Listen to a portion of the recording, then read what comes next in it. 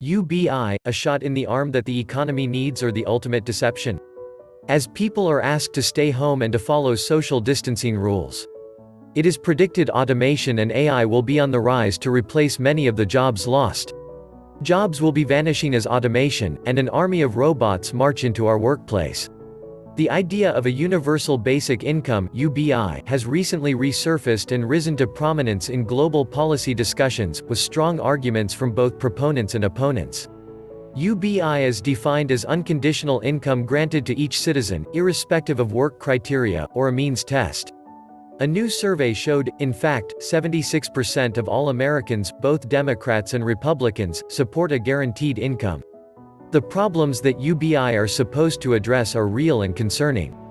Automation is replacing labor at an alarming rate. There simply are not going to be viable jobs for thousands or millions of people. Even Henry Ford understood that if he didn't pay his employees enough, they wouldn't be able to afford his cars. He understood he needed to spread the wealth to keep the system going. I don't have a bit of faith that government could devise or implement a rational solution, but UBI proposal sounds interesting.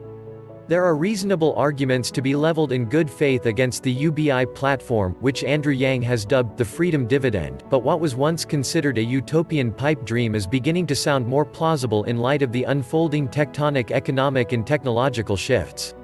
Once you have fouled the monetary atmosphere with QE to infinity, why not print up some more for UBI? UBI works wonderfully with people who naturally work and enjoy benefiting their community.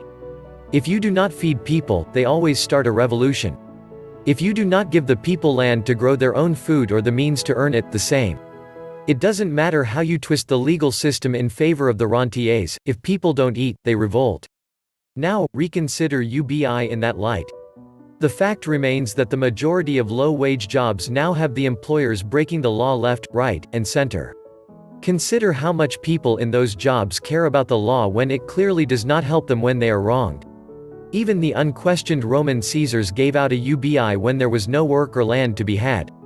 The reason why UBI makes more sense than giving money to wealthy individuals and corporations, empowering hundreds of millions of people to spend and invest creates a vast capitalist market.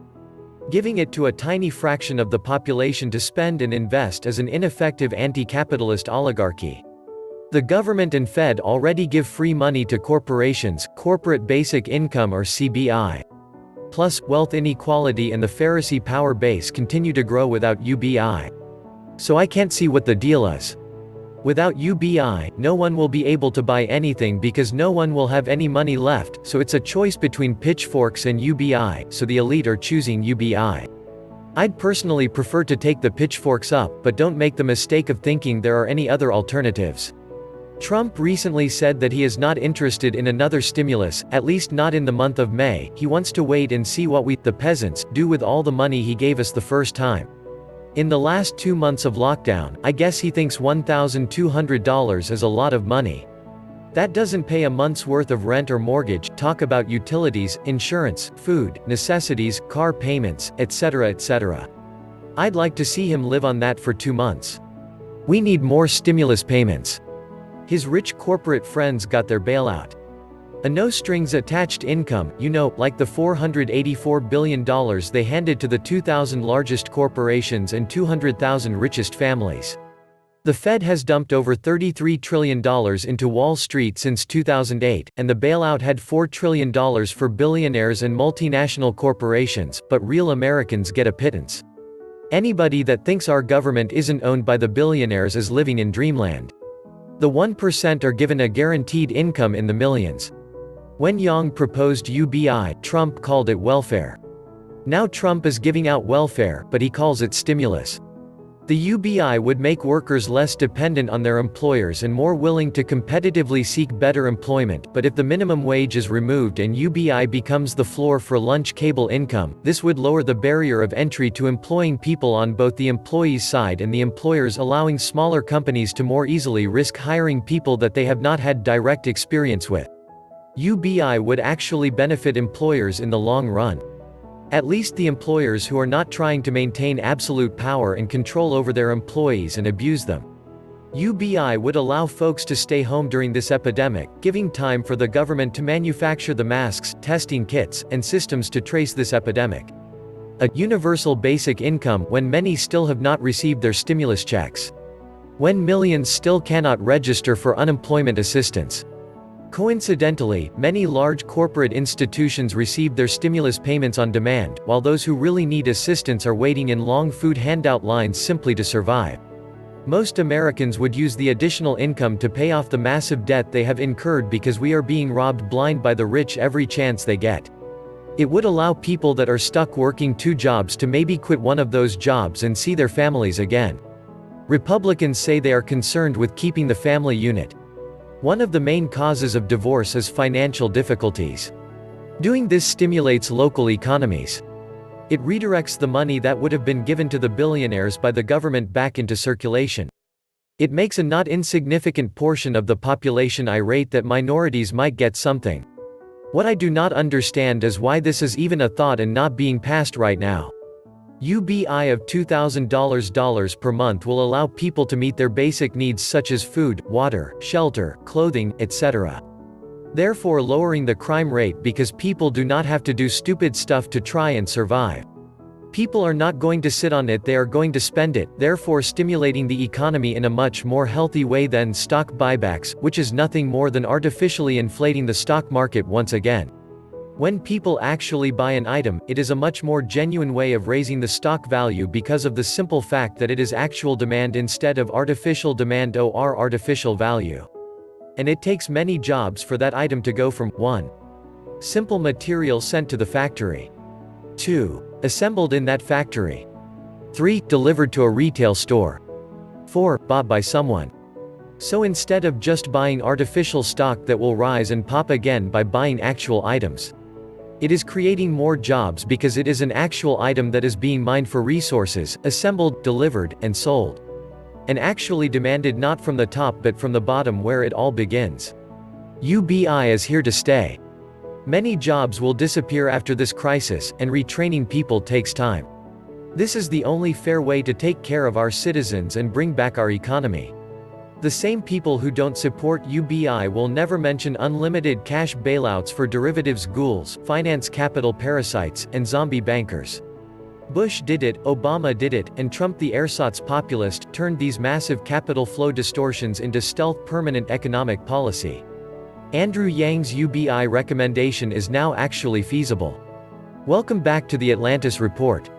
You are here for your daily dose of the truth, the whole truth, and nothing but the truth. Horrible that the US is so quick to give money to other countries and businesses, but place hurdles for the common American citizen to get through the worst crisis in American history. Imagine getting money for doing nothing, like Donald Trump, the Koch brothers, or the Walton kids. The free markets are already destroyed. The economy we deal with is a government-controlled system. Most of the real work is done by machines. The government does not work, yet it is huge. The system is so distorted by government intervention that people don't even know what is going on. The fact is there would be huge motivation to work for more money unless the universal income was too large. How long will it take to get back to the world before the coronavirus? Some think never. They have good reasons to think like that. Many companies, airlines, cruise lines, hotels, retailers, elements of the service industry, and more will have disappeared, unable to weather the storm. Unemployment will remain high. Marry this to the impending tsunami of technological innovations of artificial intelligence and clever machines just waiting to swamp our manufacturing and service industries. Who will need expensive and unreliable humans? Sure, there will be jobs for a handful, but for the vast majority of us, who come to the workplace needing occasional sleep, and go to the bathroom, get sick, and want vacations. Thank you, and goodbye. So what's going to happen to us? It's already happened to tens of millions, principally the ones whose jobs have been shipped abroad over the last 2 or 3 decades. The ones who turned in their desperation to the only savior they saw, and are desperately hanging on to his false promises of bringing jobs back and making America great again. Will we all be left to die without food, shelter, or health care? Probably not. So what to do? Get rid of the money. There are other and better ways of exchanging credit. Hopefully, a system which will curb the ridiculous ambitions of a few lucky or ruthless individuals from cornering the market and stashing billions in offshore accounts. All fit and able folk will be tasked with community duties for which they, together with the unfit, the young and the old, will receive credit. Probably in the form of digital currency. The system will be geared to encourage individual enterprise and learning for extra credit. There will be a base level of housing and health care below which no individual will need to forego unless they so choose. It's impossible for me to realistically envision any other system except a sort of dog-eats-dog dystopia. Why is it we the people have to beg for our tax dollars to help us, but the rich just ask once and get it? For the last few years, Amazon, Delta, and other big corporate hustlers paid no federal taxes. And they should have been cut off that careless act bill for COVID-19. It really included nothing for US taxpayer, but giving tax breaks to greedy, entitled-minded businesses. A basic income for 6 months would help out now. Raising wages to $20 an hour after the economy gets better and taxing the wealthy and corporations on 75% of their profits offshore and stateside will pay everyday Americans back. They have benefited in the trillions of dollars in the last 3 years. The American people want that money back.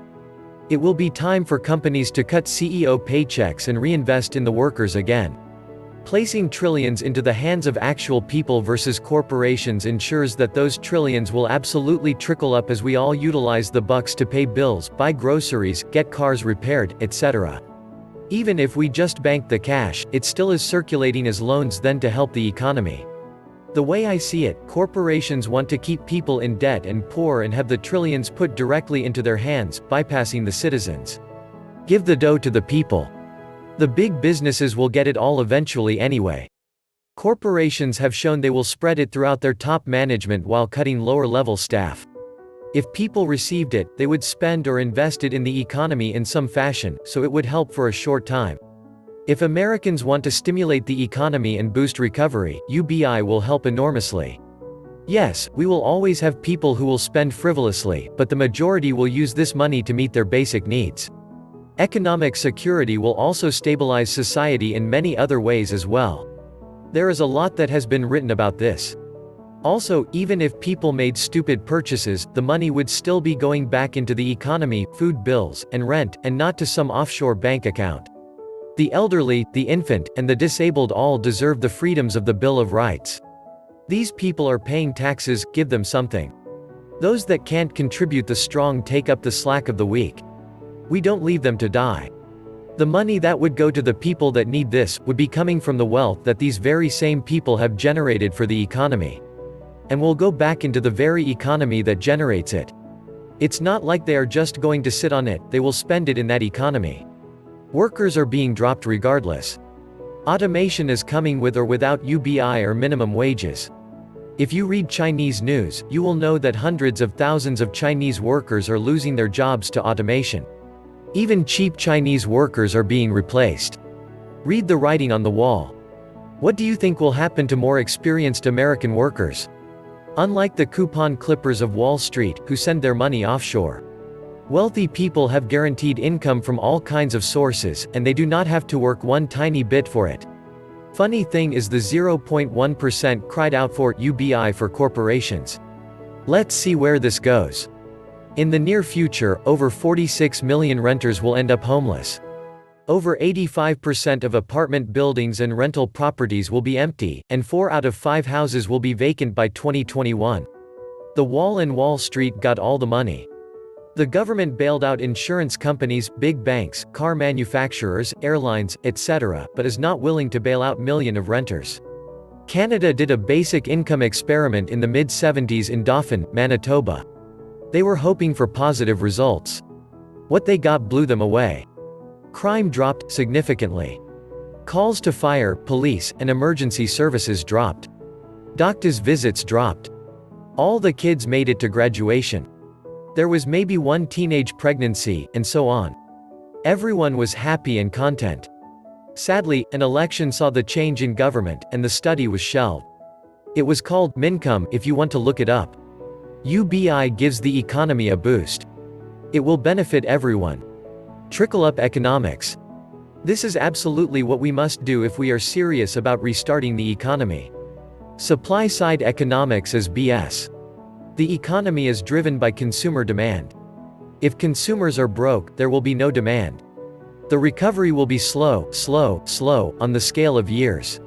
The top 20% in just 2019 alone received more than $4 trillion without working for it. And that does not seem to impact their willingness to work or not work. It is past time to trash the notion that getting a UBI will condition people to be unwilling to work. If they had been appropriately taxing the rich and giving people a living wage instead of having 1% people unfairly sitting on billions that we all helped make, then we would have been able to weather any shock to the economy. Because people and the government would have been able to save for times like these. The super rich make millions and billions without working. They get huge tax breaks. But give a poor person some money and some people go crazy saying this is socialism. Universal basic income with a nationalized Federal Reserve, zero trade deficit, and release of the suppressed technologies. Like lithium batteries that were ready for market in the 1970s. There is so much the tech cannibals have kept hidden from the public. It is about time USA citizens get real economic security as we have it in Europe. 14 other countries are doing it, and they aren't as rich as we are. Isn't the US supposed to be the wealthiest country in the world? It's not money for nothing, it's keeping people from poverty. We need this for 1 year straight, at least. The money would go back into the economy somewhere or another. If we can afford to give trillions to banks so they can maintain their lifestyles, we can afford to give money to poor people so they can have something to eat. While people starve, Amazon is still shipping products and paying no taxes. Brilliant. We spend way more than we should on corporate bailouts and breaks. We also way overspend on the military. It's time for the people to get a bailout. The corporations have been subsidized. Now.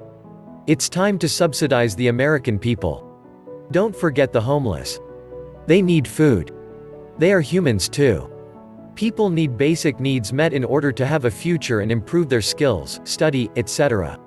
The government can pull trillions of dollars out thin air for airlines, cruise ships, and other corporations and then grudgingly give the peasants $1,200 and saying, make that last 8 or more weeks. Those airlines and big corporations will still go belly up until customers have money to spend on them. Give the money to the people to spend on what they need. Sitting on the economy, hoping to squeeze every last penny from the people alive today, is neither ethical nor savvy. You want to make money? Support the system that supports you. No billionaire ever really made it all on their own. They needed the pocketbooks of millions to make billions. The elite and 1% love watching the working class hate on each other and blame each other as we fight over the crumbs they drop. This was the Atlantis Report. Please like, share, subscribe. And please take some time to subscribe to my backup channels. I do upload videos there too. You'll find the links in the description box. You will also find a PayPal link if you want to make a donation. Thank you wholeheartedly to all those of you who have already donated. Stay safe and healthy, friends.